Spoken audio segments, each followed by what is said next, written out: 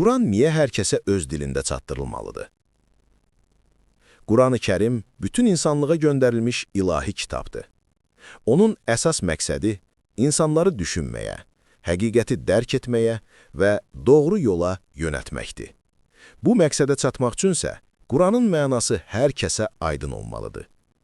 Dil maneəsi olduqda mesaj zəifləyir, buna görə də Quran hər xalqa onların başa düşəcəyi dildə çatdırılmalıdır.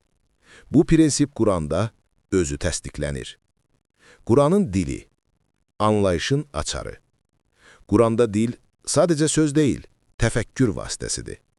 Allah öz kəlamını göndərilən xalqın dilində nazil edir ki, onlar onu dərk edib, həyatlarında tətbiq etsinlər. Əgər vəhiy anlaşılmayan dildə olsaydı, insanlar onu qəbul etməz və məqsəd pozulardı. Fussilət surəsi 44-cü ayənin mesajı. Allah buyurur: Əgər biz onu yad bir dildə Quran etsəydik, onlar deyərdilər, nə üçün onun ayələri müfəssəl izah edilməmişdir? Yad dil və ələb peyğəmbər, de. O, iman gətirənlər üçün doğru yol göstəricisi və şəfadır. İman gətirməyənlərin isə qulaqlarında tıxac vardı. Onlar ona qarşı kordular. Onlar sanki uzaq bir yerdən çağrılırlar. Bu ayə aydın göstərir. İnsanlar anlamadıkları dildə vəhyə etiraz edərdilər. Peyğəmbərlə xalqın dili uyğun olmalıdır ki, mesaj təbii qəbul olunsun. Quranın hidayət və şəfa təsiri yalnız anlaşıldığı zaman baş verir. Züxruf surəsi 3-cü ayənin izahı.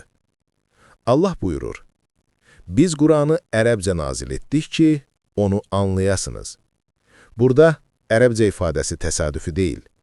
Peyğəmbər ərəb olduğu və ərəb xalqına göndərildiyi üçün Quran onların dilində nazil olub.